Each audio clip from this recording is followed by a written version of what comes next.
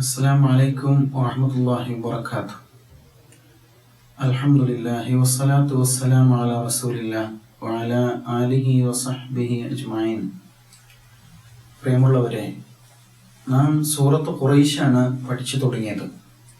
സൂറത്ത് ഖുറൈശിൻ്റെ പശ്ചാത്തലം നാം മനസ്സിലാക്കുകയുണ്ടായി. ഇന്ന് നമുക്ക് സൂറത്ത് ഖുറൈശ് പാരായണം ചെയ്ത് നോക്കാം. أعوذ بالله من الشيطان الرجيم. بسم الله الرحمن الرحيم.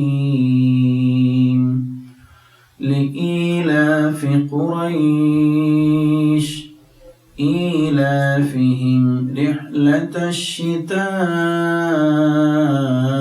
والصيف فليعبدوا رب هذا البيت الذي أطعمهم من جوع وآمنهم من خوف.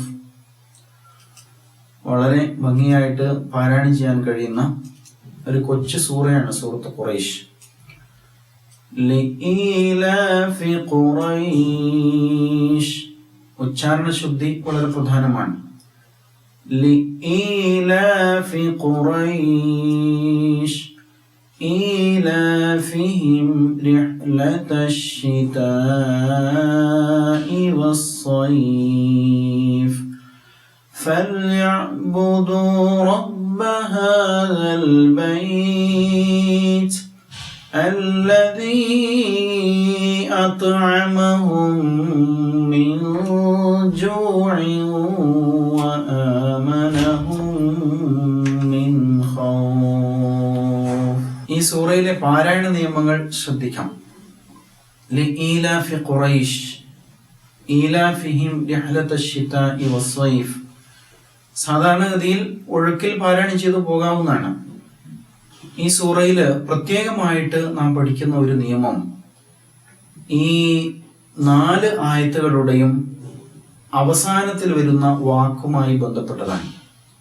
ഖുറൈശ്, സ്വൈഫ്, ബൈത്ത്, ഖൗഫ്, ഈ 4 വാക്കുകളും അല്പം ദീർഘിപ്പിച്ച് ആയിരിക്കണം അവസാനിപ്പിക്കുന്നത്. അതാണ് പ്രത്യേകിച്ച് ശ്രദ്ധിക്കേണ്ട ഒരു നിയമം. അവിടെ ഒരു മദ് രൂപപ്പെടുന്നുണ്ട്.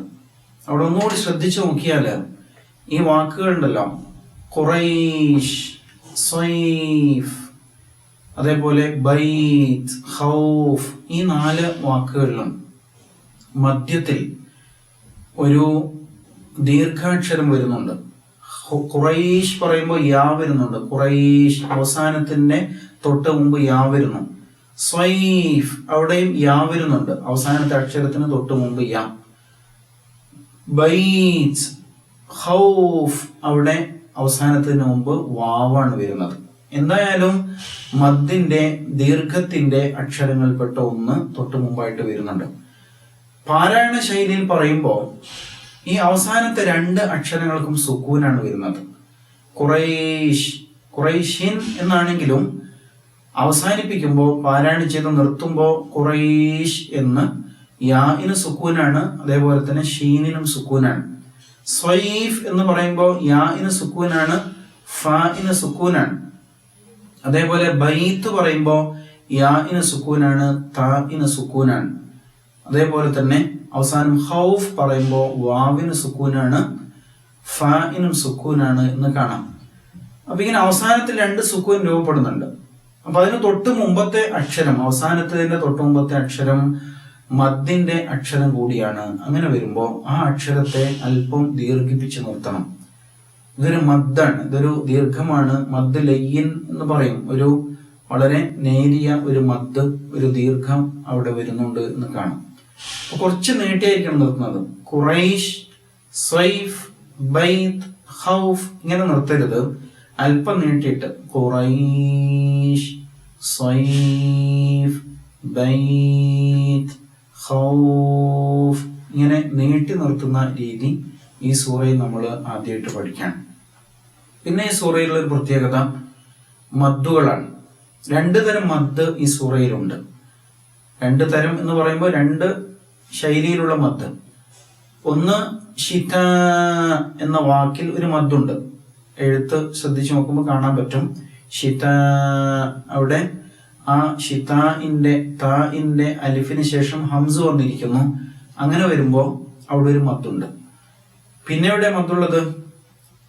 അല്ലദീ അത്അമഹും, അല്ലദീ അല്ലദീ എന്ന യാ, ആ യാഇന് ശേഷം അത്അമയുടെ ഹംസ് വന്നു. അല്ലദീ, അതാണ് രണ്ടാമത്തെ മദ്. ഇതിൽ രണ്ട് തരം മദ് വരുന്നുണ്ട്. ഷിതാ എന്ന വാക്കിലെ മദ്ദിന്റെ പ്രത്യേകത എന്താണ്? അതില് ദീർഘാക്ഷരമായ അലിഫും അതേപോലെ തന്നെ ഹംസും ഒരേ വാക്കിൽ തന്നെയാണ് വരുന്നത്. ഷിതാ ഒറ്റ വാക്കാണ്, ആ വാക്കിനകത്ത് തന്നെയാണ് മദ്ദിന്റെ അക്ഷരവും ഹംസും വരുന്നത്. എന്നാൽ രണ്ടാമത് പറഞ്ഞത് അങ്ങനെയല്ല. അല്ലദീ ഒരു വാക്കാണ്, അത്അമ രണ്ടാമത്തെ വാക്കാണ്. ഈ രണ്ട് വാക്കുകളും കൂടിച്ചേരുമ്പോൾ അതിനിടയിലാണ് മദ്. അല്ലദീയിൽ മദ്ദില്ല, അത്അമയിലും മദ്ദില്ല.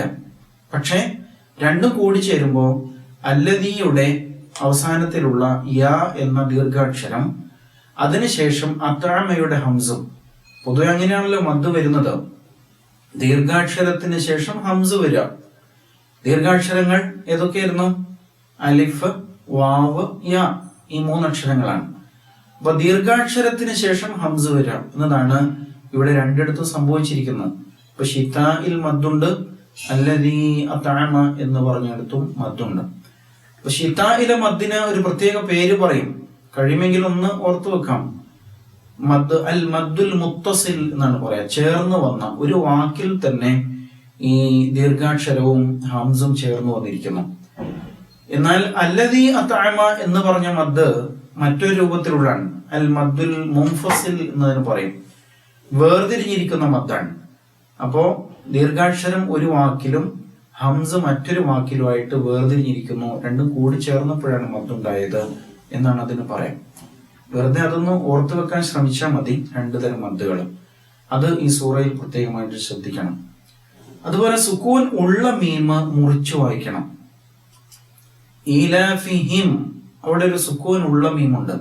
ഈലാഫിഹിം റിഹ്ലത ശിതാഇ വസ്സൈഫ്, അവിടെ മുറിച്ചു വായിക്കണം.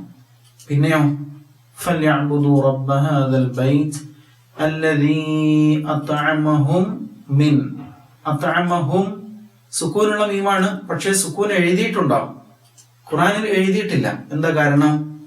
ആ മീമിന് ശേഷം വീണ്ടും മീമ് വരികയാണ്.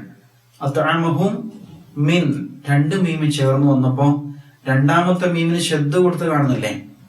അപ്പൊ അവിടെ സുക്കൂൻ ഇല്ല, പകരം രണ്ടാമത്തെ മീമിന് ശബ്ദ കൊടുത്തിരിക്കുന്നു. അപ്പോ ആ ശബ്ദിനെ മണിച്ചുകൊണ്ടായിരിക്കണം നമ്മുടെ പാരായണം. അത്അമഹും മിൻ എന്നല്ല, അത്അമഹും മിൻ എന്നായിരിക്കും പാരായണം. അല്ലദീ അത്അമഹും മിൻ ജൂ' എന്ന രൂപത്തിൽ പാരായണം ചെയ്യാം. അതേപോലെ ആ ആയത്തിൽ രണ്ട് മിൻ ഉണ്ട്, രണ്ട് മിന്നുണ്ട്. അത്അമഹും മിൻ ജൂ' വ ആമനഹും മിൻ ഖൗഫ്, അല്ലെ? രണ്ട് മീം, രണ്ട് നൂന്, മിന്നിന്റെ നൂന്. അതില് ഒരു നൂനിന് ഹർക്കത്തില്ല, രണ്ടാമത്തെ നൂനിന് സുക്കൂൻ കൊടുത്തിട്ടുണ്ട്. അതിന് വേർതിരിച്ച് കാണാം.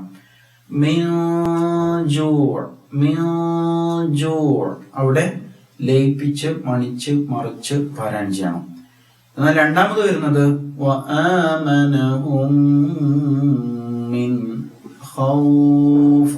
അവിടെ നൂനിന് സുക്കൂൻ കൊടുത്തിരിക്കുന്നു. കാരണം അതിന് ശേഷം ഹ ഉണ്ടല്ലോ, തൊണ്ടയുടെ ഹൽക്കിന്റെ അക്ഷരമായ ഹായാണ്. അവിടെ മുറിച്ച് വ്യക്തമാക്കിയിട്ട് ഉച്ചരിക്കണം.